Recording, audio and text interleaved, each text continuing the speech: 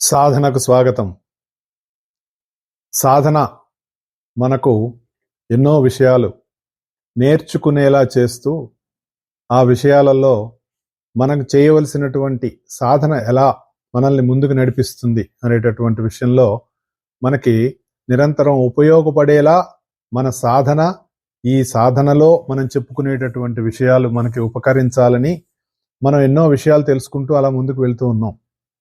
ఇన్ని తెలుసుకున్నా కూడా ఒక్కొక్కసారి మనం చేసేటటువంటి పనులలో ఇది నిజమేనా, ఇది కరెక్టేనా, ఇది ఇలా చేస్తే ఏమవుతుందో, ఇది మనం ఇంత అనుకుంటే మనకి ఏదైనా కష్టం వస్తుందేమో, చేసే పనిలో విఘ్నం వస్తుందేమో, మనం చేయలేకపోతామేమో, ఇలా రకరకాలుగా మనకి భావాలు వస్తూ మన నమ్మకాలన్నీ కూడా మరి సన్నగిల్లిపోతూ ఉంటాయి.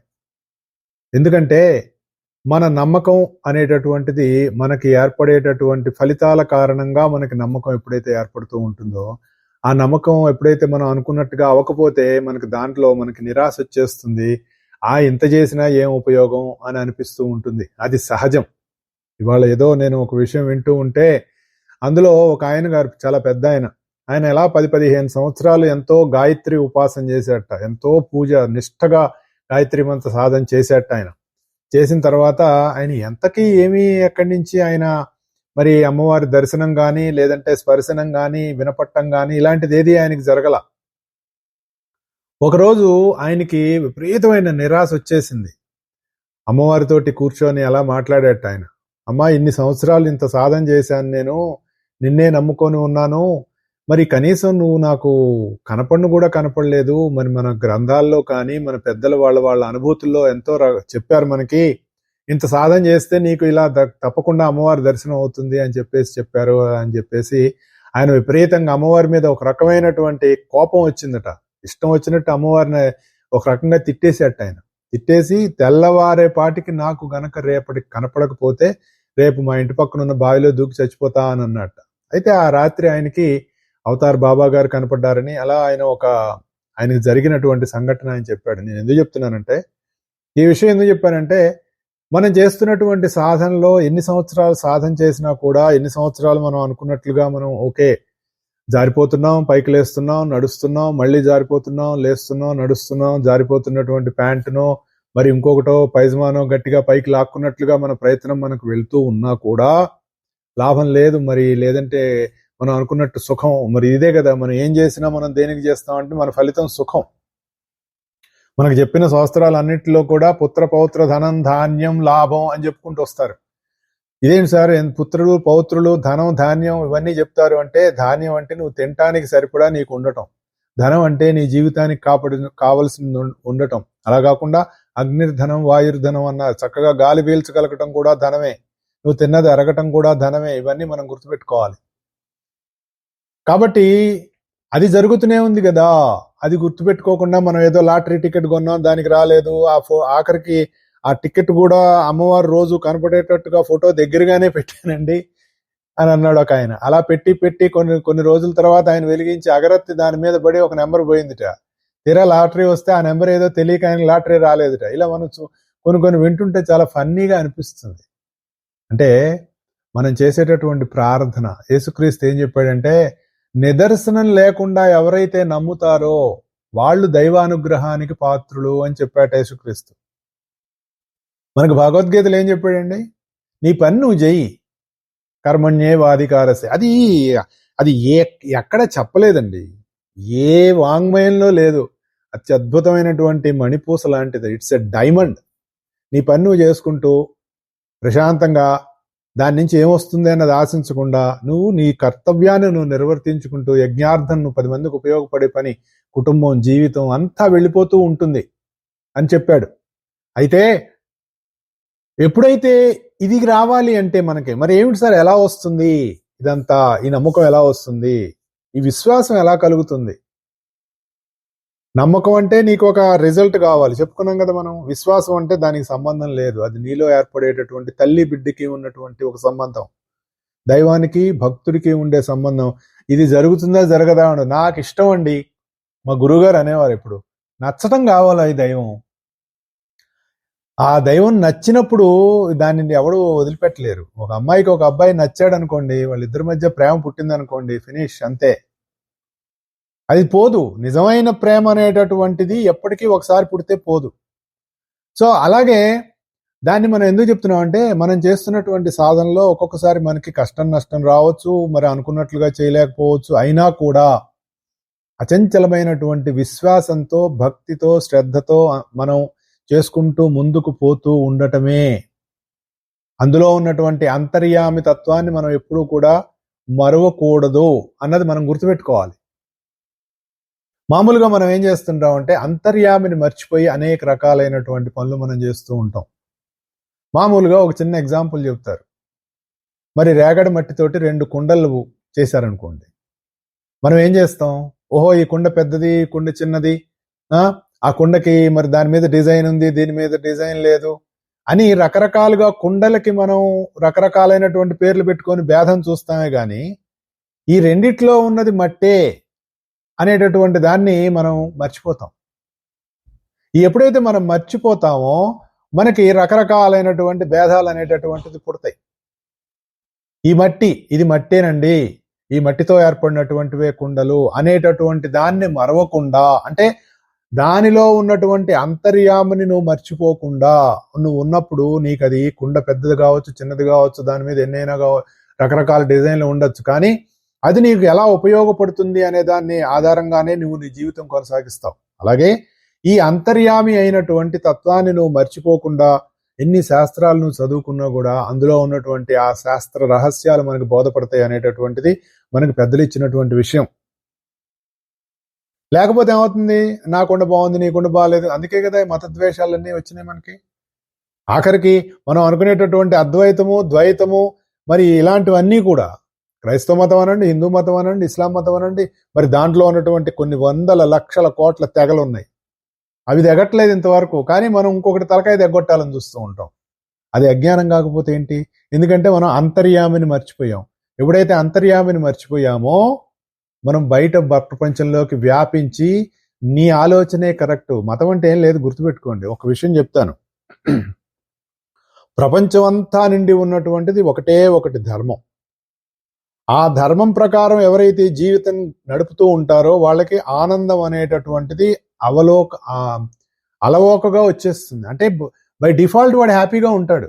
ధర్మాన్ని అనుసరిస్తున్నటువంటి వాడు, అంటే సార్ వాడు పక్కవాడు బాగా సంపాదించాడు సార్, వాడు అధర్మపరుడు సార్, వాడు ఎంతో లంచాలు తింటాడు సార్, అది సార్ ఇది సార్, వాడు హ్యాపీగా ఉన్నాడని నువ్వు అనుకుంటావు. కానీ వాడు చేసినటువంటి పనులు వాడి అంతరంగంలో వాడికి ఎప్పుడూ భయాన్ని కలిగిస్తూనే ఉంటాయి. అది నీకు ఎట్ట తెలుస్తుంది?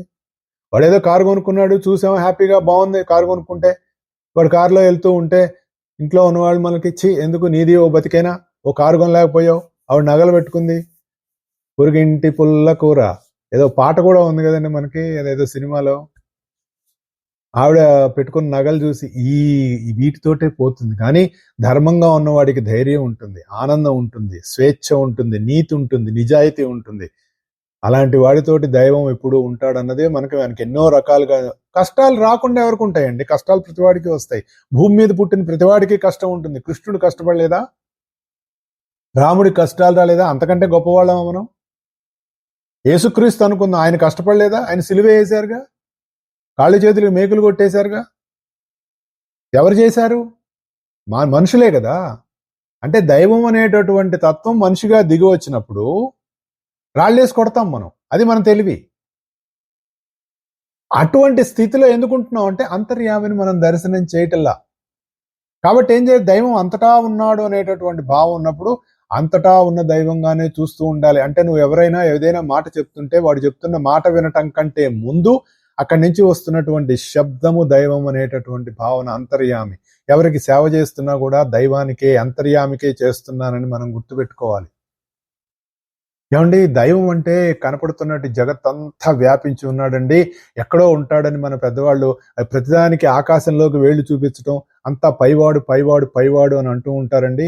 అంటే కింద లేడా అండి? చొప్పదంటు ప్రశ్నలు వేస్తారు కదా, మనం కూడా వేసుకోవాలి. చొప్పదంటు ప్రశ్నలు వేసుకొని దానికి సమాధానం తెచ్చుకోవాలి మనం. ప్రశ్న లేకుండా, సమాధానం లేకుండా జిజ్ఞాస ఎలా పుడుతుంది? మనకి మాయాబజార్లో కూడా అంటాడు కదా, ఎవడో మాట్లాడకుండా మాటలు పుడతాయి అంటాడు. అట్లా మనల్ని మనం తర్కించుకొని చూసుకుంటే, మా గురుగారు ఒక మాట చెప్తారు, ఆకాశ స్వరూపుడైనటువంటి పరమాత్మ ఆకార స్వరూపుడుగా అవతరించినప్పుడు కృష్ణుడుగా గోపాలుల మధ్యన మరి గోవులు కాశాడండి. అంటే అంతటి తత్వానికి మానవలోకం ఎక్కడ కనపడుతుందండి? ఇదంతా చాలా చిన్నదండి, అది మనం మాట్లాడుకోకూడదు. ఎందుకంటే ఆ తత్వానికి అంతటా నిండి ఉన్నటువంటి తత్వానికి చిన్న పెద్ద సూక్ష్మం పెద్దవి ఇలాంటి భేదాలు ఉండవు. అంతటా అదే ఉంది కాబట్టి ఇవన్నీ మనకు సంబంధించినటువంటి మన నారో మైండెడ్నెస్ ఇదంతా. ఎప్పుడైతే మనం అంతర్యామిని మర్చిపోతామో, ఎప్పుడైతే మనం అంతర్యామినైనటువంటి ఆ తత్వాన్ని మర్చిపోయి మనం సాధన చేయటానికి మనం ప్రారంభిస్తామో, అలాంటి వాడిని సంసారబద్ధుడు అంటారు. సంసారబద్ధుడు అంటే పెళ్ళాం పిల్లలు, గంపెడు సంసారం ఉందండి, ఆయన ఉద్యోగంతో నానా కష్టపడుతున్నాడు పెళ్ళాం పిల్లల్ని పోషించుకోవడానికి, వాడు సంసారబద్ధుడు కాదు. వాడికి మానసికంగా సంసారం లేదేమో. ఇదంతా భగవంతుడు నాకు ఇచ్చినటువంటి ఒకానొక మరి కుటుంబం, దాన్ని పోషించవలసినటువంటి బాధ్యత నా మీద ఉంది కాబట్టి నేను చేస్తున్నాను అనేటటువంటి భావంతో చేస్తున్నాడేమో. బయట వాడు సంసారంలో పడి కొట్టుకుంటున్నాడండి. పొద్దున్న లేస్తే ఉద్యోగం అంటాడు, డబ్బులు అంటాడు, సంపాదన అంటాడు. పాపం ఇంట్లో ఒక్కొక్కసారి చాలా కష్టపడుతూ ఉంటారు. గంపెడు పిల్లలు, మరి భార్య, కనీసం ఆవిడ మెళ్ళో ఒక చిన్న నగ కూడా లేదండి అని మాట్లాడుకునే వాళ్ళు ఉంటారు. కానీ వారి మనసుల్లో వారు ఎంత తృప్తిగా ఉన్నారో మనకు తెలియదు కదా. వాళ్ళు అంతర్యామిని చూస్తూ వారి జీవితాన్ని గడుపుతున్నారేమో. అటువంటి అంతర్యామిని దర్శనం చేస్తూ ఎవడైతే తమ జీవితాన్ని గడుపుతాడో వాడు ముక్తుడండి, మోక్షస్థితిలో ఉన్నట్టు లెక్క. మనం ఎప్పుడూ కూడా మోక్షం గురించి మాట్లాడకూడదు. మనకు ఏ స్థితిలో ఉన్నామో మనం గుర్తుంచుకోవాలి. అంటే అంతర్యామిని దర్శించక ప్రతిదానిలో భేదాన్ని చూసుకుంటూ మనం ఎప్పుడైతే నడుస్తూ మన జీవితం వెళ్తోందో మనం సంసారబద్ధులం. అలా కాకుండా అంతర్యామి దర్శనం చేస్తూ మన జీవితం మనం ఎంత కష్ట నష్టాలు వస్తున్నా అన్నిట్లో దైవాన్ని చూస్తూ అంతర్యామిని చూస్తూ వెళ్తుంటే వాడిని ముక్తుడు అని చెప్తారు. అది మనకు కావాలి. మామూలుగా కృష్ణుడు బోధ చేశాడండి, అంతా కృష్ణుడు కృష్ణుడు కృష్ణుడు అని చెప్పేస్తారండి అంటే ఆ యొక్క భావన కృష్ణుడికి లేదు. మనం గుర్తుపెట్టుకోవాల్సిన విషయం, భగవద్గీత వింటున్నప్పుడు కానీ, ఎవరైనా చెప్తున్నప్పుడు కానీ, ఎక్కడైనా మీరు చదువుకుంటున్నప్పుడు కానీ, విన్నప్పుడు కానీ ఒక్కటి మీరు కృష్ణుడు, మరి ఏదైనా మనకి ఎక్కడి నుంచైనా వచ్చిందనుకో, ప్రాపార్థాయ ప్రతిబోధితాం అని వస్తూ కృష్ణుడు చెప్తాడు, యదా యదాహి ధర్మస్య గ్లానిర్భవతి భారత అని చెప్పినప్పుడు మనకి తిరుపతిలో వెళ్ళామనుకోండి, ఘంటసాల గారు చెప్పేటటువంటి అద్భుతమైనటువంటి ఆ కొండల్లో అలా ఎకోయింగ్ ప్రతిధ్వనిస్తూ ఉంటే వైకుంఠం అంటే ఇదే కదా అనిపిస్తూ ఉంటుంది. వైకుంఠం అంటే అది ఎక్కడికో ఎక్కిపోయే లోకం కాదండి. సమస్తం ఎందు నువ్వు అంతర్యామిని దర్శిస్తూ నీ జీవితం ఎప్పుడైతే నువ్వు చూస్తున్నావో అదే వైకుంఠం. వైకుంఠం అనేటటువంటి స్థితిలో ఉన్నవాడికి అంతటా భగవంతుడే కనిపిస్తాట, ఆ నారాయణుడే కనిపిస్తాట, ఆ శ్రీహరే కనిపిస్తాట. అందుకని ఏం చెప్తారు, వైకుంఠం కనుక మనం వెళితే అక్కడున్న వాళ్ళందరికీ చతుర్భుజాలు ఉంటాయండి, అందరూ పట్టు పీతాంబరాలు కట్టుకొని ఉంటారండి, అందరిలో మరి 4 చేతులు ఉంటాయండి, అందరూ వాళ్ళు నామాలు పెట్టుకొని ఉంటారండి అని మనకేదో ఒక చిన్న కథగా మనకు చెప్తారు. అంటే దాని అర్థం ఏంటి, నీ చూపు అందరి యందు ఉన్నటువంటి ఆ నారాయణ తత్వాన్ని దర్శనం చేస్తోంది. 4 కాలాలుగా దిగి వస్తాడు కాబట్టి నారాయణుడికి 4 చేతులు. ఇవన్నీ మనకి ఎప్పుడు తెలుస్తాయి, ఆ దర్శనం మనకి వెళ్ళినప్పుడు. అలా కాకుండా మన రకరకాలుగా మనం ఎప్పుడైతే మనం ఆలోచిస్తూ ఉంటామో సంసార బద్ధులం అయిపోతూ ఉంటాం. ఒక్కొక్క కష్టం వస్తే ఏడుస్తూ ఉంటాం, సుఖం వస్తే నవ్వుతూ ఉంటాం. ఎప్పుడు నవ్వుతామో, ఎప్పుడు మన మొహం మరి పూర్ణబింబంలాగా ఉంటుందో, చంద్రుడిలాగా ఉంటుందో, ఎప్పుడు మన మనస్సు అమావాస్య చంద్రుడిలాగా ఉంటుందో మనకే తెలియదు. అందుకని ఏం చెప్పారు, మనకి అంతర్యామి సాధన అనేటటువంటిది చాలా ముఖ్యం. ఆ అంతర్యామి సాధన మనకి చేయటానికి, ఆ అంతర్యామి వైపు మనల్ని తీసుకువెళ్ళటానికే మనకి మన విషయాలన్నీ ఎన్నో రకాల వాంగ్మయాలు రకరకాల కథల్లో ఇచ్చారు మనకి. నువ్వు ఒక శాస్త్రం చదువుకోవాలన్నా నీకు అంతర్యామిని మర్చిపోకూడదు. అంతర్యామిని మర్చిపో. భగవంతుడి కథలు వింటున్నా ఆ కథల్లో చెప్పినటువంటి విషయం అంతర్యామి తత్వమే. కృష్ణుడు ఒక వ్యక్తిగా బోధన చేయలేదన్నది మనం గుర్తుపెట్టుకోవాలి.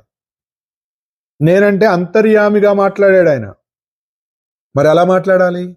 అంతర్యామి కూడా నేను అంతర్యామి 10 సార్లు అనరు. ఆ తత్వంలో ఎవరు మాట్లాడినా నేననే మాట్లాడతాం కాబట్టి నేనుగా మాట్లాడాడు. అది నేనే, ఇది నేనే అని ఎందుకు చెప్పాడంటే అంతటా ఉన్నది నేనే అనేటటువంటి ఆ తత్వం వైపు. ఎందుకు ఇది 10 సార్లు మనం చెప్పుకుంటామంటే ఆ వైపు మన నడక వెళ్ళాలి, మన సాధన అటు వెళ్ళాలి. నీ జీవితంలో నిష్కామ కర్మయోగం అనేటటువంటి దాన్ని చేస్తూ, మనం కర్మయోగంలో చెప్పినటువంటి కర్మలో అకర్మ, అకర్మలో కర్మ ఇవన్నీ చూసుకుంటూ, ఫలితాల మీద ఆశించకుండా యజ్ఞార్థం జీవిస్తూ, ఎప్పుడైతే అంతర్యామితోటి నువ్వు ముడిపడి ఉంటావో నీవు ఉండేటటువంటి స్థితి ముక్త స్థితి, అదే మోక్ష స్థితి. అంతేగాని ఎక్కడి నుంచో నువ్వు నిద్రపోయి లేచేటప్పటికే పైనుంచి ఊడిపడేది మోక్ష స్థితి కాదు. అది మనం గుర్తుపెట్టుకోవాలి. అప్పుడే నీకు జన్మ కర్మబంధ ఛేదనం జరుగుతుంది అని చెప్తారు. అంతేగాని వేదాంతం చదివేశానండి, వేదాలన్నీ బట్టి పట్టేశాను, పురాణాలన్నీ పుక్కడి పట్టేశాను, మరి భగవద్గీత అయితే అసలు వేళ్ల మీద చెప్పేస్తాను, బట్టి పట్టేశాను, మొత్తం వచ్చేసినాయి, ఎన్నో చేసినాయి అని ఇన్ని చెప్పుకున్నా అందులో ఉన్నటువంటి అంతర్యామిని నువ్వు దర్శనం చెయ్యకపోతే ఇవన్నీ కూడా నీకు మోక్ష స్థితిని కలిగించవు. అండర్లైన్ చేసుకొని కావాలంటే. కాబట్టి తపస్సు చేశామండి, ఎంతో యోగులు ఎంతో తపస్సు చేశారు, ఎంతో పుణ్యం కూడబెట్టుకున్నారు, ఎంతో మరి యోగశక్తిని సాధించారు, అయినా కూడా వైకుంఠంలోకి ప్రవేశం లభించదు. దీన్ని ఎలా చెప్పుకోవాలండి? వైకుంఠం తిరుపతి ఎమ్మెల్యే లెటర్ ఇచ్చాడు, మరి ఇంకొక ఆయన లెటర్ ఇచ్చాడు, ఈవో గారు లెటర్ ఇచ్చారు, మరి ఎన్ని కొనుక్కున్నాం, ఎన్ని చేసాం, అన్ని చేసాం, అయినా కూడా లేదండి ఇవాళ దర్శనం కొంచెం వాళ్ళ రద్దీ ఎక్కువగా ఉందని ఈ దర్శనాలన్నీ క్లోజ్ చేసామన్నారు అనుకోండి, ఏం చేయలేం కదా. వైకుంఠ ద్వార దర్శనం, వైకుంఠంలోకి ప్రవేశం లేదు కదా. ఊరికే ఒక సరదాగా చెప్పాను. స్వామి అక్కడ దాకా వెళ్ళిన తర్వాత నువ్వు ఉండరా అన్నాడు అనుకో, మనకి ఎందుకు అడ్డం వస్తుందో తెలియదు. లేదు నువ్వు ముందురా అంటే మనకు తెలియకుండానే ముందుకు వెళ్తామేమో మనకు తెలియదు. అక్కడ మన చేతుల్లో ఏమి ఉండదని చెప్తారు. అయితే ఇంత యోగులు మరి అలాంటిది కావాలంటే ఏం చెప్తారంటే లోక కళ్యాణం కోసం పనిచేయాలి అని చెప్తారు. అకారణంగా హ్యాపీగా ఉండాలండి. గుర్తుపెట్టుకోండి, సాధన యొక్క పరమావధి ఏంటి అంటే మనం 10 మందికి ఉపయోగపడేటట్టు ఉండాలి. మనకున్నటువంటి టాలెంట్ ఏదైనా కావచ్చు. చక్కగా ఒకళ్ళకి సలహా చెప్పే స్థితిలో ఉండొచ్చు, లేదంటే నువ్వు ఇంకొకళ్ళకి ఏదైనా ఒక మాటగా కానీ, లేదంటే ఆర్థికంగా సహాయం చేయగలిగితే ఆర్థికంగా కానీ, లేదంటే ఇంకొక పని అయినా వాడికి చేసి పెట్టడం కానీ, ఇంకొక రకం ఏ రకంగా అయినా నీ టాలెంట్ని 10 మందికి ఉపయోగపడేటట్టుగా నువ్వు ఉండాలి. Without any expectation. నేను ఈ కారు కొనుక్కున్నాను కాబట్టి హ్యాపీగా ఉంది, నేను ఇలా చేశాను కాబట్టి హ్యాపీగా ఉంది కాదు. అకారణంగా హ్యాపీగా ఉండాలి. ఎక్కడ? In your heart. ముఖం మీద నవ్వు నటించటం కాదండి, లోపల సంతోషంగా ఉండాలి. ఇంకొకటి, మనం అలా వెళ్తూ ఉన్నప్పుడు ఒక ఆయన, మంది చిన్న ఇల్లు మామూలు మనం ఉన్నట్లుగానే ఉన్నాం, పక్కన ఎవరో పెద్ద బిల్డింగ్ కట్టుకున్నారు, ఇంటి ముందు 4 కార్లు ఉన్నాయి, మరి బ్రహ్మాండమైన రంగులు వేశారు, దానికి లైట్లు పెట్టారు. ఇవన్నీ చూసినా కూడా నీ మనసు అటువైపు చెలించి అబ్బా వాడికి బాగుంది, నాకు లేదు ఇట్లాంటిది అనే బాధ మన మనసులో కలగకూడదట. అది నారాయణుడి వైభవం. వాడికి ఆ వైభవం ఇచ్చాడు, వాడు అలా ఉన్నాడు. నాకు ఈ వైభవం ఇచ్చాడు, నేను ఇలా ఉన్నా, నువ్వు కూడా వైభవ స్థితిలోనే ఉన్నావు అనేటటువంటిది ఒక తృప్తి మనసుకు రావాలి. ఇవి సాధనలో మనం మెల్లిమెల్లిగా మనం పెంచుకోవటానికి కావాల్సినటువంటి సాధన పరంగా మనం చేయవలసినటువంటి విషయాలు. ఎక్కడ ఏది చూసినా సరే అందులో ఉన్నటువంటి వైభవం నేనే. మనం నేనే అని మన గురించి మనం అనుకోలేం కాబట్టి, మన గురించి మనకి రకరకాల అభిప్రాయాలు ఉన్నాయి కాబట్టి, ఆ నేనే అనేటటువంటిది అంతర్యామి కాబట్టి ఆ అంతర్యామి వైభవం అక్కడ ఉంది అనేటటువంటి భావం మనకి కలగాలి. దానికోసం మన సాధన నిరంతరం సాగాలి. అందుకోసమే మనకి దైవాన్ని స్తోత్రం చేయటం కానీ, పూజ కానీ, వందనం కానీ, ధ్యానం కానీ ఇవన్నీ ఎందుకు ఇచ్చారు?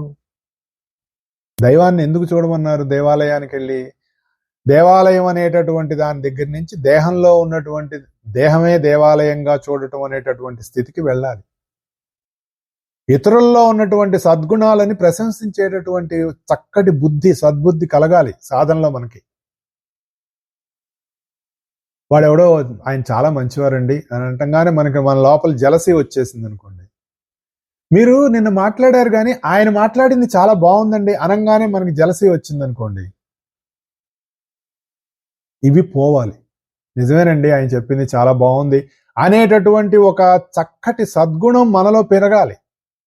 నిజమేనండి, మీరు చెప్పినట్టు, మీరు చెప్పింది నిజమే అనేటటువంటిది రావాలి. ఒక పూజ్య భావం మనలో పెరగాలి. ప్రతి పని కూడా దేవతార్చనగా, అవతలకి దైవం, అవతల వాళ్ళలో కూడా దైవం ఉన్నాడటువంటి భావంలో, పత్రం పుష్పం ఫలం తోయం యుమే భక్త్యా ప్రయశ్చతి అనే స్థితిలో నువ్వు ఎవరికి ఏది ఇచ్చినా కూడా ఆ దైవానికి నేను ఇస్తున్నాను, ఆ దైవమే స్వీకరిస్తున్నాడు అనేటటువంటి ఒక భావన మనకు చెప్తాడు. తర్వాత గుణత్రయ విభాగంలో ఎటువంటి దానాలు చేస్తారు, ఆ దానాలలో వచ్చేటటువంటి తామసిక, రాజసిక, సాత్విక దానాలు ఎలా ఉంటాయి, ఇవన్నీ చెప్పుకుంటూ వస్తాడు తర్వాత మనకు వివరంగా. మనకు చాలు, మన జీవితానికి భగవద్గీత ఒక్కటి చాలు. కాబట్టి ఇతరుల్లో ఉన్నటువంటి సద్గుణాలు కూడా ప్రశంసించినప్పుడు, లేదంటే ఇంకెవరైనా ప్రశంసిస్తున్నప్పుడు కూడా మనలో ఎటువంటి భేదభావం కానీ, ఎటువంటి మరి తేడా బట్టం జరగకూడదు. ఇవన్నీ ఎందుకంటే మనం సాధనలో ఇన్ని రకాలుగా మనం మాట్లాడుకుంటాం అంటే, మరి లేకపోతే ఎందుకు ఇవేవి మనలో మార్పులు రాకుండా, 50 ఏళ్ళ నుంచి నేను ధ్యానం చేస్తున్నానండి, 40 ఏళ్ళ నుంచి భగవద్గీత చదువుకుంటున్నానండి, పురాణాలన్నీ నేను ఎన్నో చదువుకున్నానండి, అందులో ఉన్న రహస్యాలన్నీ విప్పి చెప్పగలనండి, బట్టబయలు చేయగలనండి, కుండ బద్దలు కొట్టగలనండి అని ఇన్ని చెప్పినా కూడా నీ స్వభావంలో ఏమైనా మార్పు వచ్చిందా? ఆ స్వభావంలో మార్పు రానటువంటి సాధన వేస్ట్. చేయకుండా ఉండటం బెటర్ నన్ను అడిగితే. ఈత నేర్చుకోవడానికి, స్విమ్మింగ్ నేర్చుకోవడానికి వెళ్తూ మేము 5 years నుంచి స్విమ్మింగ్ నేర్చుకుంటున్నాడండి అన్నాడు అనుకోండి, అంటే దాని అర్థం వాడు స్విమ్మింగ్ నేర్చుకోవడం మానేయచ్చు. అంతే కదా. నువ్వు నేర్చుకున్నప్పుడు, ఆ నేర్చుకున్న దానిలోంచి నువ్వేమీ పొందనప్పుడు మానేయటం బెటర్. కానీ పెద్దలు ఏం చెప్తారు అంటే, ఒరే ఏదో ఒకటి నువ్వు చేసుకుంటూ వెళుతూ ఉండు, ఏదో ఒక సమయానికి వస్తుంది. కానీ ఎప్పుడైనా నువ్వు గివప్ ఇచ్చావనుకో, నిన్న అది పడుకోబెట్టేస్తుంది. ఎందుకు పడుకోబెట్టేస్తుంది? ఇన్నాళ్ళు చేసాం, ఏమొచ్చిందిలేండి అనేటటువంటి భావం బలంగా దింబేసి కొట్టేస్తుంది మైండ్లో. అలా రానివ్వకూడదు సాధకుడు అనేటువంటి వాడు. ఎప్పుడూ కూడా జవసత్వాలతోటి రెడీగా ఉండేటట్టుగా ఉండాలి ఎప్పుడు. అందుకే మనకి ఏం చెప్తారంటే, ఈ ప్రాణశక్తిని అశ్వంతో పోల్చారు. గుర్రం చూడండి, ఎప్పుడు ఎవరు రెడీగా ఉంటుంది, ఎలా రెడీగా ఉంటుంది, ఎనీ టైం రెడీ అన్నట్టు ఉంటుంది. మన ఇంట్లో కారు ఉందనుకోండి, సరే కారులో పెట్రోల్ పోసుకోవాలి, గుర్రానికైనా మరి దాణా అవన్నీ పెట్టి రెడీ చేసుకోవాలి కదా. మీరు ఎప్పుడో అర్ధరాత్రి 12ంటికి బయలుదేరాలని కారు ఎక్కారనుకోండి, కారులోంచి ఒక సౌండ్ వస్తుంది, నీ బొందా రాత్రి 12ంటికి ఏంటి ప్రయాణం, పడుకోరాదా, పొద్దునే పోవచ్చు అందనుకోండి మీ కారు. అంతే కదా, మన కార్లన్నీ అలాగే అంటున్నాయిగా. 5 గంటలకు లేచి ప్రేయర్ చేసుకో, 5 గంటలకు లేచి స్నానం చేసి చక్కగా ప్రార్థన చేసుకో, లేదంటే పూజ చేసుకో అని అంటే, ఏడ్చావు నిన్నలాక లేదు పడుకున్నావు, పడుకోరాదా అంటుంది. మన గుర్రం అలా ఉంది. ఎందుకు? మనలో ప్రాణశక్తి అలా ఉంది. ఆ ప్రాణశక్తిని పెంచుకోవడం కోసమే నాన్న ఏదో రకంగా మెల్లిగా లేచి ప్రాణాయామం చేయమని చెప్తారు. మనకు ఎట్లాగో గుర్రం వచ్చేసింది కదా, మనం గుర్రం దగ్గర ఉన్నాం. మన శరీరం అనేటటువంటి గుర్రంలో ఉన్న ప్రాణశక్తిని కూడా అశ్వం అనే అంటారు. ఈ అశ్వం ఎందుకు చెప్తున్నానంటే, నేను భగవద్గీతలో మనం ఎక్కడున్నామండి? విభూతి యోగంలో ఉన్నాం. విభూతి యోగంలో ఏం చెప్పుకున్నాం? అశ్వత్థ సర్వవృక్షాణం దేవర్షీణాంచనారథ గంధర్వాణం చిత్రరథ సిద్ధానాం కపిలో ముని. కపిలుని యొక్క మహత్యం మనం చెప్పుకున్నాం. కపిలుడు మనలో ఇప్పుడు కూడా నెంబర్ కాన్షియస్నెస్ గా ఉంటారు ఆయన. అది లేకపోతే నీకు నెంబరింగ్ సిస్టమ్ తెలియదు. ఈ సృష్టిలో ఉన్నటువంటి నెంబరింగ్ సిస్టమ్ అంటేనే కపిల మహర్షి. ఆయన అందించింది సాంఖ్యయోగం. 24 తత్వాలతోటి ఈ సృష్టి ఎలా పనిచేస్తుందో చెప్పాడు. ఆ సృష్టిలోకి ఎలా దిగి వచ్చాడో చెప్పాడు. ఎందుకంటే తర్వాత జీవులు ఈ భూమి మీదకి వస్తారు కాబట్టి వాళ్ళు ఏ విధమైనటువంటి మరి జ్ఞానం కావాలో అదంతా కూడా అందించాడు మనకి. ఈ అందించినటువంటి జ్ఞానం ఆధారంగానే జీవుడు ఎలా వస్తున్నాడు, జీవుడు ఎలా వెళ్ళిపోతున్నాడు, చేసుకున్నటువంటి కర్మని ఎలా అనుభవిస్తున్నాడు, దానికి ఎలాంటి మరి ఫలితాలను పొందుతున్నాడు, ఇవన్నీ మనకు అందించాడు. శరీరంలోంచి ఎలా వెళ్ళిపోతున్నాడు, శరీరంలోకి ఎలా వస్తున్నాడు సైన్స్ ప్రూవ్ చేస్తుంది, బాగానే ఉంది. ఎలా వెళ్ళిపోతున్నాడో సైన్స్ ఎలా చెప్తుందండి? చెప్పలేదు కదా. ఎందుకంటే అది సూక్ష్మానికి సంబంధించినటువంటిది. నువ్వు స్థూలంలో ఉన్నటువంటి విషయాల గురించి ఆలోచిస్తున్నావు కానీ సూక్ష్మంలో ఉన్నటువంటి విషయాల వైపు మనసు వెళ్ళట్లేదుగా. అది దర్శనం చేయటానికి కావాల్సింది ఎక్విప్మెంట్ ఇన్స్ట్రుమెంట్స్ అన్నీ కూడా నీకు బయట నువ్వు తయారు చేసుకున్న యంత్రాలలో లేవు, నీ శరీరంలో ఉన్నాయి. ఈ శరీరం అనేటటువంటి యంత్రంలో మంత్రం ఉంది, తంత్రం ఉంది, యంత్రం ఉంది. ఈ మూడు ఉన్నాయి. ఈ మూడిటి ఆధారంగా నువ్వు సూక్ష్మాన్ని గ్రహించవచ్చు. సూక్ష్మాన్ని గ్రహిస్తే నీకు వాడు ఎలా వెళ్ళిపోతున్నాడో నీకు తెలుస్తుంది, మళ్ళీ ఎలా వస్తున్నాడో తెలుస్తుంది. వాడు రాగానే శరీరంలోకి అమ్మ వచ్చాడని చెప్పేసి మనం ఫోటోలు తీయడం మొదలు పెడుతున్నాం కదా. అంటే స్కానింగ్. ఫోటోలు తీయటం అంటే 1వ మాసం నుంచి ఎలా ఫోటో తీయలేం కదా, కానీ స్కానింగ్ తీస్తున్నాం కదా. అమ్మాయో అబ్బాయో అన్ని రకాలుగా మనం చెప్పేస్తూ ఉన్నాం. అక్కడి నుంచి అంతకుముందు తెలీదు. అసలు ఎలా వస్తున్నాడు జీవుడు మనకు తెలియదు. ఎక్కడి నుంచి వస్తున్నాడు మనకి తెలీదు. వస్తున్నాడని తెలుసు కదా, వచ్చాం కదా మనందరం. ఆ జ్ఞానాన్ని అందించినటువంటి మహర్షి కపిల మహర్షి. ఆ కపిల మహర్షి పేరు మీదనే ఇప్పుడు మనం కాలిఫోర్నియా అంటాం చూడండి. కపిల మహర్షి తపస్సు చేసినటువంటి ప్రాంతం. ఇక్కడ మేమందరం సంకల్పంలో కపిలారణ్య క్షేత్రే అని చదువుకుంటాం. ఒకప్పుడు కపిల మహర్షి ధ్యానం చేసినటువంటి ప్రదేశం ఇది, ఈ కపిలారణ్యం. ఇక్కడ రెడ్ వుడ్స్ అని చాలా పెద్ద పెద్ద వృక్షాలు ఉంటాయి. 2000, 3000, 4000 సంవత్సరాల నాటి పెద్ద పెద్ద వృక్షాలు ఉంటాయి అక్కడ. ఆ అరణ్య ప్రాంతం అంతా కూడా కపిలారణ్య క్షేత్రం. ఇదే కపిల మహర్షి తపస్సు చేసినటువంటి ప్రాంతం అని మేమంతా ఒక గురువు గారితో వెళ్ళినప్పుడు ఒకసారి ఆయన ఒక సందర్భంలో అన్నారు. ఆయన దానినే కాలక్రమేణా అది కాలిఫోర్నియాగా మారింది.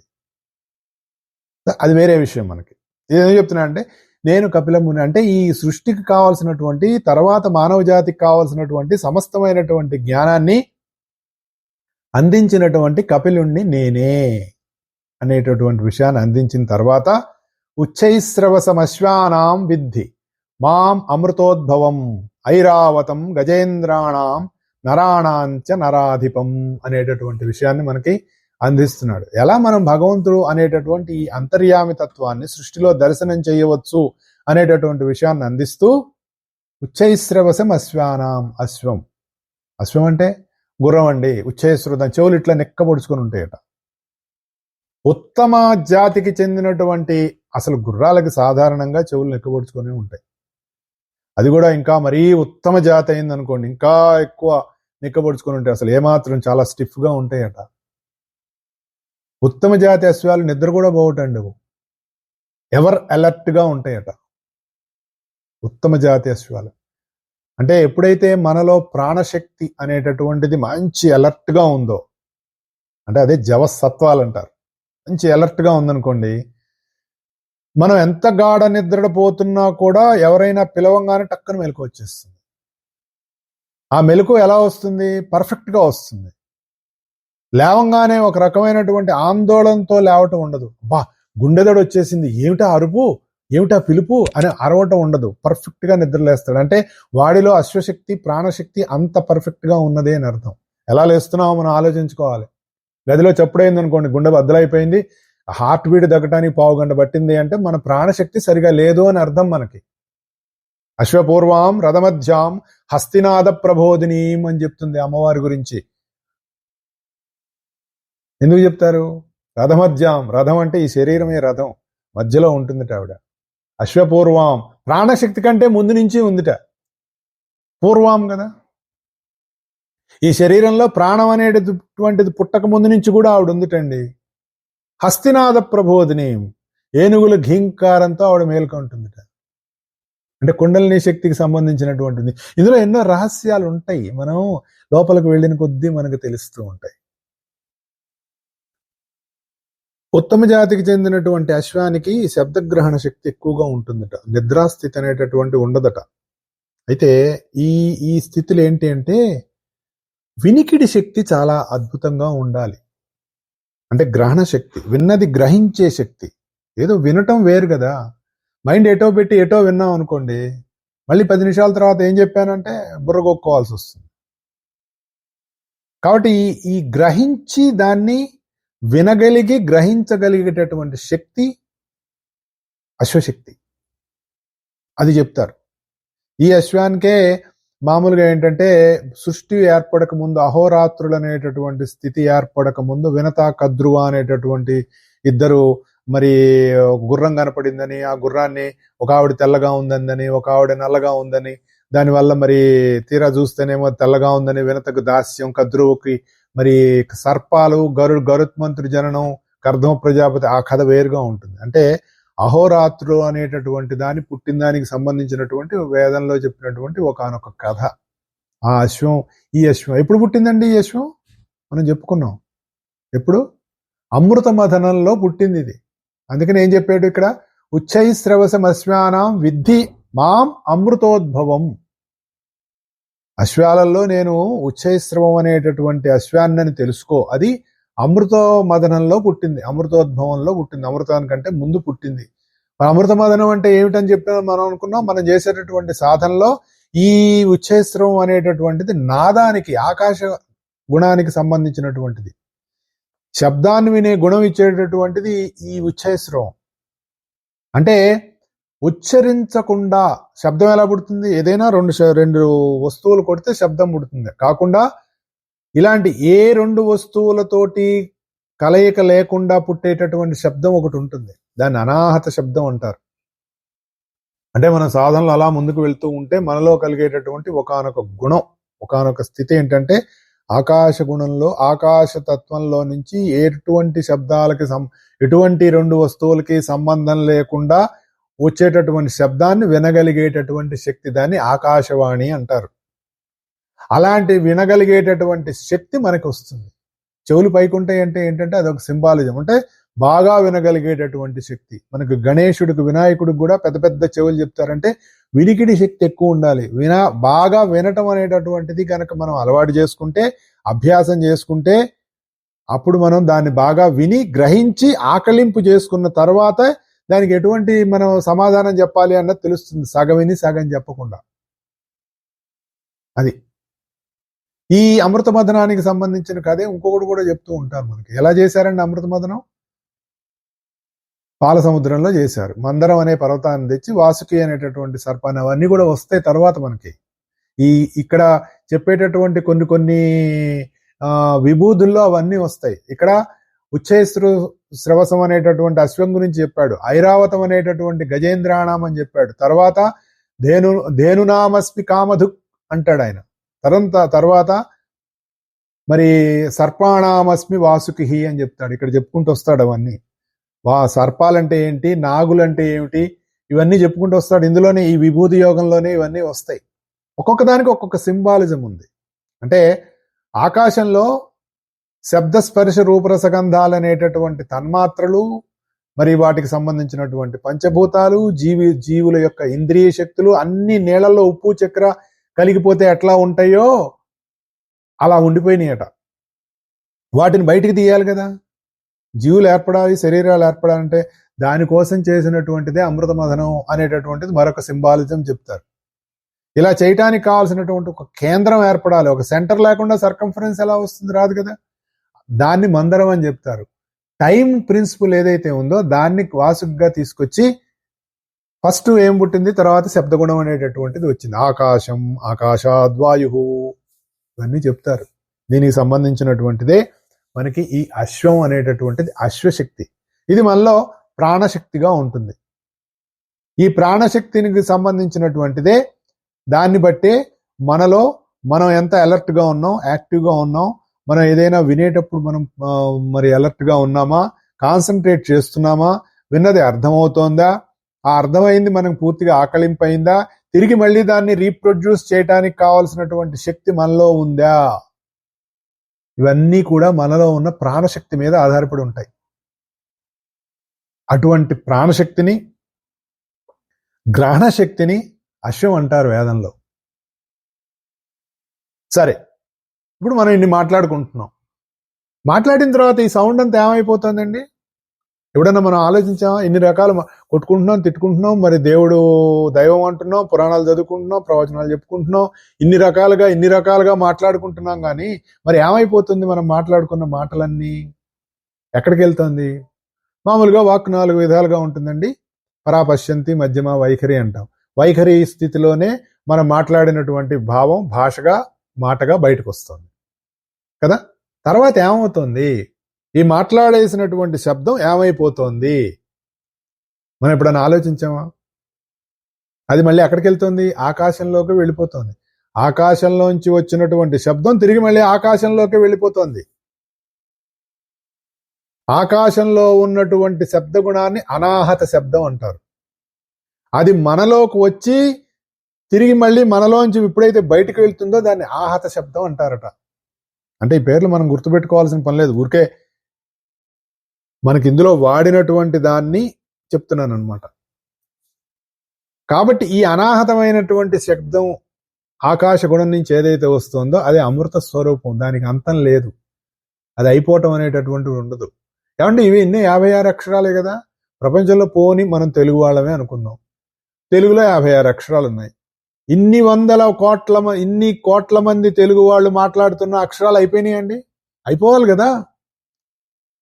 అదేంటి సార్ నేను మాట్లాడాలనుకున్న అక్షరాలన్నీ ఆయన మాట్లాడేశాడు అని మనం ఎప్పుడు అనుకోంగా, పుడుతూనే ఉన్నాయి కదా. అంటే అవి అమృతం, వాటికి మృతత్వం లేదు, అవి నిరంతరం ఉంటూనే ఉంటాయి. కాబట్టి ఈ ఉచ్చైశ్రవం అనేటటువంటి ఈ శబ్ద గుణం ఏదైతే ఉందో, శ్రవణం అనేటటువంటిది ఏదైతే ఉందో అది అమృతోద్భవం అని చెప్తే దానికి మృతత్వం లేదు, అది మళ్ళీ సృష్టిలోకి జీవులు రాగానే వచ్చేస్తూ ఉంటుంది. అది అలాగే మనం మాట్లాడినవన్నీ కూడా ఎక్కడికో వెళ్ళవు, మళ్ళీ ఆకాశంలోకే వెళ్ళిపోతాయి. ఇది దేవేంద్రుడి దగ్గర ఉన్నది అని. శబ్దం వినటం ఇవన్నీ కూడా ఇంద్రియాలకు సంబంధించింది కదా, అందుకని ఇది ఇంద్రుడి దగ్గర ఉంది అని చెప్తారు. అది మనము ఇలా అర్థం చేసుకోవటం వల్ల మనకు కొంత దాంట్లో ఉన్నటువంటి తెలుస్తుంది. ఎప్పుడైనా ఎక్కడైనా మనం విన్నప్పుడు ఓహో ఇది కదా అని అనిపిస్తుంది. తర్వాత ఏం చెప్పాడండి? ఐరావతం గురించి చెప్పాడు. ఐరావతం గజేంద్రాణం, గజేంద్రులలో నేను ఐరావతాన్ని. ఐరావతం అంటే ఇంద్రుడి యొక్క వాహనం ఐరావతం అండి అని చెప్పేసి చెప్తారు. ఇంద్రుడు అంటే ఇదంద్రా ఇంద్ర, ఈ సృష్టినంతా రక్షించేటటువంటి ఒకానొక తత్వం ఇంద్రతత్వం అని చెప్తారు. ఆయన దేవేంద్రుడు అండి, స్వర్గంలో ఉంటాడండి, ఎప్పుడు ఆయన మంచి జలసాల్లో ఉంటాడండి. జలసాల్లో ఉంటాడు. ఇంద్రియాలు అంటే ఇంద్రియాలు ఎప్పుడు జలసాలే కోరుకుంటాయి. ఏది లోయర్ లెవెల్లో. హయ్యర్ లెవెల్లో దాన్ని అట్లా ఒక సింబాలిజంగా చెప్పారు. గుర్తుపెట్టుకోండి, అక్కడేదో దేవేంద్రుడు సింహాసనం మీద కూర్చుంటాడు, ఆయన ఎప్పుడు కూడా ఆయన పక్కన ఒక మంచి వైన్ బాటిల్ ఉంటుంది, లేకపోతే ఈ అప్సరసులందరూ వీళ్ళందరూ అలా డాన్సులు వేస్తుంటారు. అవన్నీ ఒక సింబాలిజం, గుర్తుపెట్టుకోండి. అంతేగాని అవన్నీ సత్యాలు కాదు. వీటన్నిటినీ వదిలి ఇంకా పైకి వెళ్ళాలి. సత్యం అంటే అన్నిటికంటే టాప్ మోస్ట్ లో ఉండేటటువంటిది సత్యం. సత్యం పరం ధీమహి అని చెప్తుంది గాయత్రి మంత్రం. ఆ స్థితిలోకి నిన్ను తీసుకువెళ్ళాలి సాధన. ఈ కనపడే వాటన్నిటినీ కూడా ఇదదే ఇదదే ఇదదే అన్నది ఒక మంత్రం. నువ్వు ఏది చూసినా అదే అదే ఇదిగా ఇక్కడ ఉంది అనే భావంతో వెళ్తే అదే అంతర్యామి తత్వం. అదే ఇది అంటే ఏంటి? అంతర్యామే ఇది, అంతర్యామే ఇది, అంతర్యామే ఇది అనే భావంతో మనం ముందుకు వెళ్తూ ఉంటే అంతటా నిండినటువంటి అంతర్యామి నీ దర్శనం నీకు ఆటోమేటిక్ గా కలుగుతూ ఉంటుంది. ఆ కలుగుతూ ఉండటంలో నీకు ఒక తృప్తి కలుగుతుంది. ఆ తృప్తిలో నువ్వు ఆనంద స్థితిలో ఉండిపోతావు. అదే మోక్ష స్థితి. అయితే మనతో ఒక శ్రోత జాయిన్ అయ్యారండి. నమస్తే అండి. హలో, నమస్తే అండి. బాగున్నారా? నేను రామకృష్ణ అండి. మీ పేరండి? నా పేరు రామకృష్ణ అండి. సో ఎక్కడి నుంచి మాట్లాడుతున్నారు? నేను టెక్సస్ నుంచి అండి. సో మీరు కాలిఫోర్నియా అంటుంది. అవునండి. బాగుంటుంది. మీ షో వింటా ఉంటాను. సో ఈ రోజు కాల్ చేసే అవకాశం కుదిరింది. సో మన సనాతన ధర్మంలో మంచి మంచి విషయాలు చాలా బాగా చెబుతా ఉంటారు. మీ షో టైటిల్ కూడా బాగా నచ్చింది, సాధన. సో నిరంతరము సాధనలో ఉంటేనే మనము అభివృద్ధి పదంలో వెళ్ళడానికి ఆస్కారం ఉంటుంది. సో అది జస్ట్ ఫీడ్బ్యాక్ ఇద్దాము అనేది. అదే విధంగా మీకు టోరీ కుటుంబ సభ్యులందరికీ కూడా ధనుర్మాస శుభాకాంక్షలు అండి. సో అంటే ఈ హాలిడే సీజన్ లో అట్లీస్ట్ మన ఆల్వార్లు ఉన్నారు కదా, వాళ్ళ గురించి తెలుసుకునే ప్రయత్నం చేయటం వల్ల వి ఫీల్ వెరీ హ్యాపీ. విష్ణు చిత్తులు వారు మహనీయుడు. ఆయన నిరంతరము విష్ణు యొక్క సేవలోనే ఉండి ఆయనకే గోదాదేవి తులసి వనంలో దొరికి ఆయన్ని పెంచి ఆమెని ఆండాళ్ళమ్మని పెంచి మళ్ళీ కృష్ణుడికే ఇచ్చి వివాహం చేయటము. సో ఇట్లాంటి చరిత్రలంతా మన భారతదేశంలో శ్రీవల్లి పుత్తూరులో జరిగినవి అన్ని చరిత్ర వింటా ఉంటుంటే ఇంత పవిత్రమైన దేశమా భారతదేశము, ఇంత పవిత్రమైన భూమి భరత భూమి, 195 దేశాల్లో ఏ దేశంలో కూడా లిఖిత చరిత్ర ఉండి భగవంతుడు స్వయంగా వచ్చి అక్కడ ఉన్నాడు, అక్కడ వివాహం చేసుకున్నాడు అనే సందర్భాల్లో ఏ దేశ చరిత్రలో తిరగ చూసినా కనిపించినవి కేవలం భారతదేశ చరిత్రలోనే భరత భూమి పైనే జరిగినవి. విన్నప్పుడు చాలా చాలా హ్యాపీగా ఉంటుందండి. సో అట్లాంటి ప్లేసులు కూడా వెళ్ళాలా చూడాలా అనేది అనిపిస్తా ఉంటుంది. సో అట్లా ఈ ధనుర్మాసం విషెస్ చూద్దామని కూడా అనిపించింది మీ షో వింటున్నప్పుడు. సో ఈ 2 పాయింట్స్ యాడ్ చేద్దామని కాల్ చేశానండి. థ్యాంక్ యూ అండి, థ్యాంక్ యూ. చక్కటి విషయం చెప్పారు. అవును, అది అద్భుతమైనటువంటిది గోదావైభవం అనేటటువంటిది. మా గురువు గారు కులపతి ఎక్కిరాల కృష్ణమాచార్యులు గారు గోదావైభవం అనేటటువంటి అద్భుతమైనటువంటి పద్య రచన చేశారు. ఆయన రాసినటువంటి ఒక కావ్యం కూడా ఉంది. మేము అది ఈ ధనుర్మాసంలో చదువుకోవడం అనేటటువంటి జరుగుతూ ఉంటుంది. కుదిరిన వాళ్ళందరం చదువుకుంటూ ఉంటాం. చాలా అద్భుతంగా ఉంటుంది అది.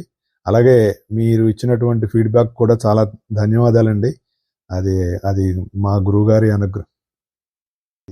వాళ్ళ తమిళియన్స్ కూడా సాక్షాత్తు విష్ణుమూర్తిని ఆరాధన చేసి నాకదే చాలా ఆశ్చర్యం అనిపించింది. వాళ్ళ భాష పైన వాళ్ళకి అంత వ్యామోహం గాని, అంత ఇష్టం అనేది ఇప్పటికీ తిరుమలలో తమిళంలో చదవడానికి కారణం ఏంది అని అన్నప్పుడు ఒక ఋషి వాళ్ళ భాషని గుర్తించాలా భగవంతుడు అని చెప్పి భగవంతుడిని మెప్పించి ఆయన తోటి వరం ఇప్పించుకొని తిరుమలలో తమిళంలో కొన్ని పారాయణం చేయటం అనేది జరుగుతా ఉంది. సో ఖచ్చితంగా వాళ్ళ నుంచి నేర్చుకోవాల్సింది భాష పట్ల అభిరుచి అనేది.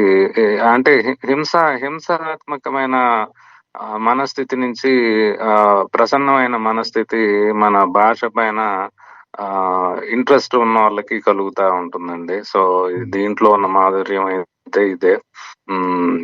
ఈ ఒక పాయింట్ కూడా నాకు బాగా నచ్చింది. ఎప్పుడు చదివిన ఈ ఋషుల చరిత్రలు తెలుసుకున్న చాలా చాలా హ్యాపీగా ఉంటుంది. సో అంటే ఇప్పుడంతా 2 లేయర్స్ అయిపోయింది. ఒక లేయర్ ఏంటంటే సినిమాలు ఆవిడ చూపించేది మొత్తము నెగిటివిటీ, యూజ్లెస్ థింగ్స్.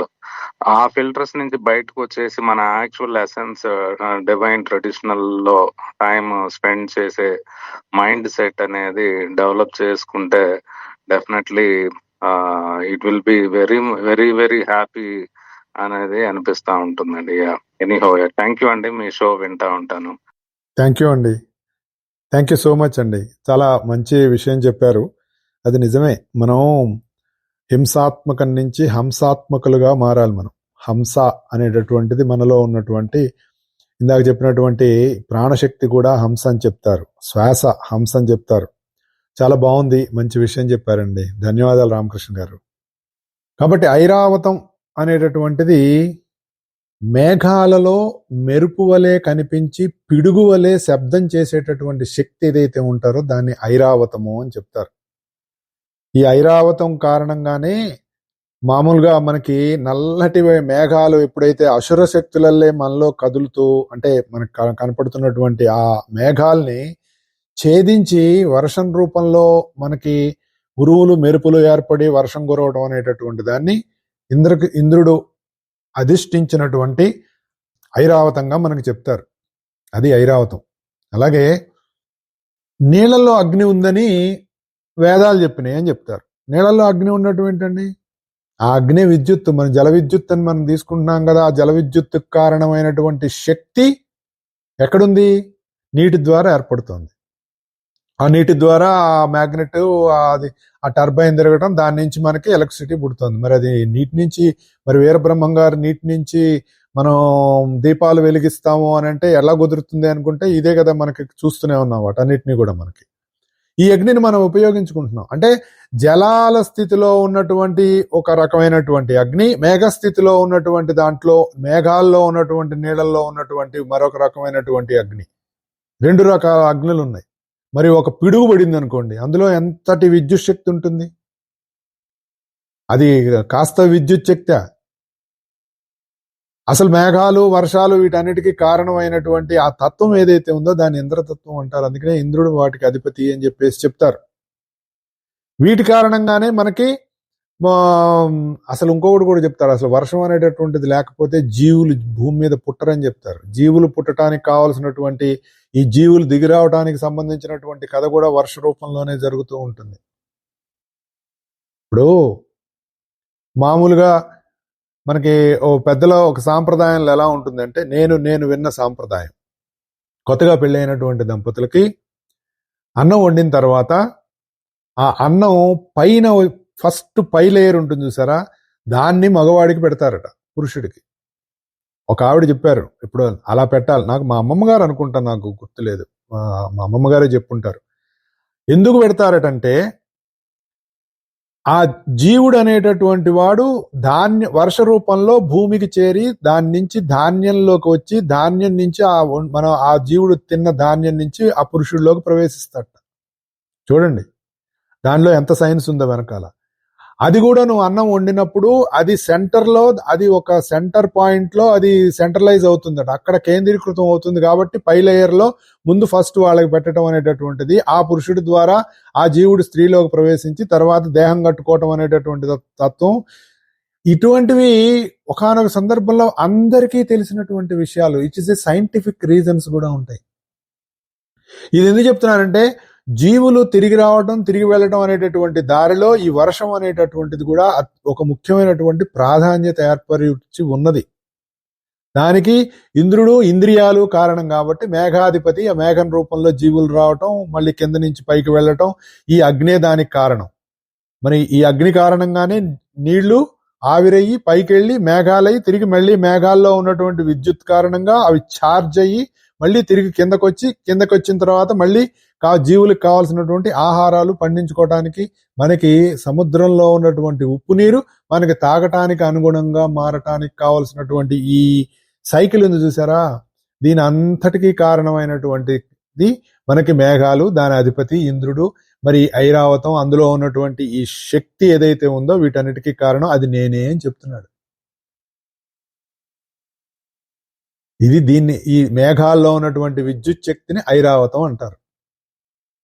ఐరా అంటే అనే పదానికి అర్థం ఏంటంటే, జలములయందు పుట్టు శక్తి, ప్రాణము అని అర్థంట. ఐరా అంటే, ఐరావతి అంటే ఆ శక్తి కలిగి ఉన్నది అని అర్థం. అంటే మెరుపుల్లో ఉండేటటువంటి విద్యుత్, ఆ విద్యుత్తే ఇంద్రుడి ఆయుధం, వజ్రం అంటారు. మనం తర్వాత చెప్పుకుందాం, మన తర్వాత వస్తుంది. ఆయుధానామహం వజ్రం అంటాడు. కాబట్టి అశ్వం అంటే మనలో ప్రాణశక్తి, అలాగే ఐరావతం అంటే జలాలలో ఉన్నటువంటి విద్యుత్ శక్తి, మెరుపులు లేకపోతే విద్యుత్ శక్తి ఎక్కడ వస్తుందండి? ఆ మెరుపు వచ్చే ముందు ఉరుము వస్తుంది, ఉరువులు మెరుపులు, దాన్ని ఐరావతం అంటారు. అది కూడా నేనే అంటే, సృష్టిలో దైవాన్ని తెలుసుకోవటానికి ఉన్నటువంటి అనేక మార్గాల్లో ఇవి కూడా ఉన్నాయి అనేటటువంటి దాన్ని ప్రముఖంగా ఉన్నటువంటి కొన్నిటిని మనకి చెప్తూ, నరులలో నరాధిపుడైనటువంటి, నరులలో అధిపుడు, పెద్దవాడు, ముఖ్యుడు ఎవరు? రాజు, నాయకుడు, గురువు, యజమాని. యజ్ఞం చేసేటప్పుడు వాడుకున్నటువంటి కొన్ని యజమానికి ఉండేటటువంటి లక్షణాలు, ఇవన్నీ కూడా ఇంద్రత్వానికి చెందినటువంటి కొన్ని చిహ్నాలు. అది కూడా నేనే అని చెప్పేసి విషయాన్ని మనకి చెప్తున్నాను అనమాట. అంటే నా విష్ణు పృథ్వీపతి అని, విష్ణువు యొక్క అంశ లేనివాడు రాజు కాలేడు అన్నది మనకి వేదం చెప్తుంది. అలా ఏమిటి అన్నది మనం వచ్చే వారం చెప్పుకుందాం. అంతవరకు మన సాధన కొనసాగుతూ, అంతర్యామి దర్శనం చేస్తూ, అంతర్యామిని దర్శిస్తూ మన సాధన ముందుకు వెళ్తున్నప్పుడు అది మనల్ని ఆనంద స్థితికి తీసుకువెళ్ళటానికి ఉపయోగపడుతుంది. అలా అందరూ ఆ స్థితి పొందాలని మనసా వాచా కర్మణ కోరుకుంటూ ఈ వారానికి సెలవు తీసుకుంటున్నాను. వచ్చే వారం కలుద్దాం. జై గురుదేవ్.